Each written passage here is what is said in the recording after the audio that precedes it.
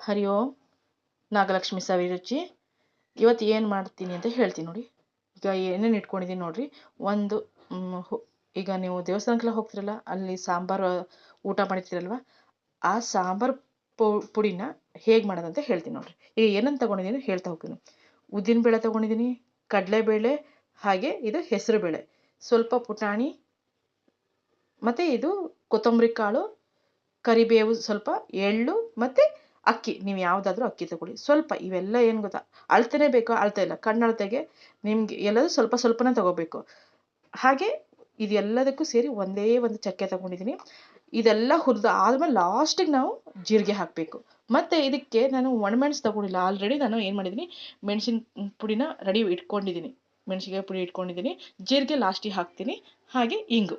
ಈಗ ಮಾಡೋದು ಹೇಗಂತ ಹೇಳಿ ನೋಡೋಣ. ಈಗ ಒಂದು ಒಲೆ ಮೇಲೆ ಒಂದು ಬಾಣಲಿ ಇಟ್ಕೊಂಡಿದ್ದೀನಿ. ಬಾಣಲಿ ಬಿಸಿ ಆದ್ರ ಮೇಲೆ ಫಸ್ಟಿಗೆ ಒಂದೊಂದೇ ಐಟಮ್ ಹಾಕ್ಕೊಂಡು ಹುರಿತಾ ಹೋಗೋಣ. ನೋಡಿರಿ, 2 ಸ್ಪೂನ್ ಎಣ್ಣೆ ಹಾಕ್ಕೊಂಡಿದ್ದೀನಿ ಅಷ್ಟೇ. ಓನ್ಲಿ 2 ಟೇಬಲ್ ಸ್ಪೂನ್ ಅಷ್ಟೇ, 2 ಟೀ ಸ್ಪೂನ್ ಎಣ್ಣೆ ಹಾಕ್ಕೊಂಡಿದ್ದೀನಿ. ಈಗ ಕಡಲೆಬೇಳೆ ಹಾಕೋತಾ ಇದ್ದೀನಿ ಒಂದೊಂದೇ. ಹೀಗೆ ಲೋ ಫ್ಲೇಮಲ್ಲಿ ಚೆನ್ನಾಗಿ ಮಾಡಿ ಹುರ್ಕೋಬೇಕು ಒಂದೊಂದೇ. ಈಗ ನಾವು ಏನೊಂದು ಐಟಮ್ ತೋರಿಸಲ್ಲ ಅದೆಲ್ಲದೂ ಹುರ್ಕೋಬೇಕು.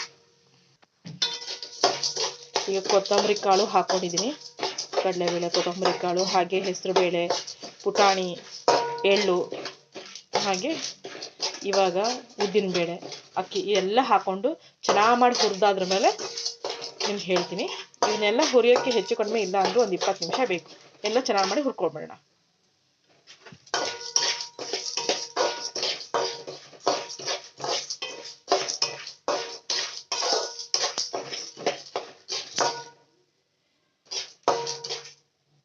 ಎಲ್ಲ ಈಗ ತೋರಿಸಿರೋ ಐಟಮ್ ಎಲ್ಲದು 3 ನಿಮಿಷ ಹುರ್ಕೊಂಡ್ರೆ ಸಾಕು.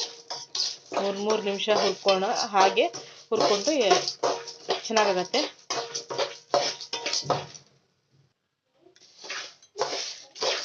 ಹೀಗೆ ಎಲ್ಲ ಐಟಮನ್ನು ಹಾಕ್ಕೊಂಡು ಚೆನ್ನಾಗಿ ಮಾಡಿ ಲೋ ಫ್ಲೇಮಲ್ಲಿ ಹುರ್ಕೊಳ್ಳಿ. ನಿಮ್ಗೆ ಗೊತ್ತಾಗತ್ತೆ, ಇದೆಲ್ಲ ಹುರ್ಕೋಬೇಕಾದ್ರೆ ಸ್ವಲ್ಪ ಕಲರ್ ಚೇಂಜ್ ಆಗುತ್ತೆ. ಹಾಗೆ ಒಳ್ಳೆ ಘಮ ಘಮ ಘಮ ಅಂತ ಹೇಳಿ ಸುವಾಸನೆನೂ ಬೀರುತ್ತೆ. ಕಲರ್ ಸ್ವಲ್ಪ ಚೇಂಜ್ ಆಗೋವರೆಗೆ ಹುರ್ಕೊಂಡ್ರೆ ಸಾಕು. ನೀವೆಲ್ಲ ಐಟಮ್ ಹಾಕ್ಕೊಂಡು ನಾನು ಹೇಳಿದ ಎಲ್ಲ ಐಟಮ್ನ 3 ನಿಮಿಷ ಹುರ್ಕೊಂಡ್ರೆ ಸಾಕು. ನನ್ನ ಮಸಾಲೆ ಪದಾರ್ಥ ಅಂತ ಹೇಳಿ ಈ ಚಕ್ಕೆ, ಇದೊಂದು ಚಕ್ಕೆ ಬಿಟ್ಟರೆ ಬೇರೆ ಏನೂ ಹಾಕಲ್ಲ. ಇದೊಂದು ಚಕ್ಕೆ ಅಷ್ಟೇ ಹಾಕ್ತೀನಿ ನೋಡಿರಿ. ಇದೊಂದು ಚಕ್ಕೆ ಬಿಟ್ಟು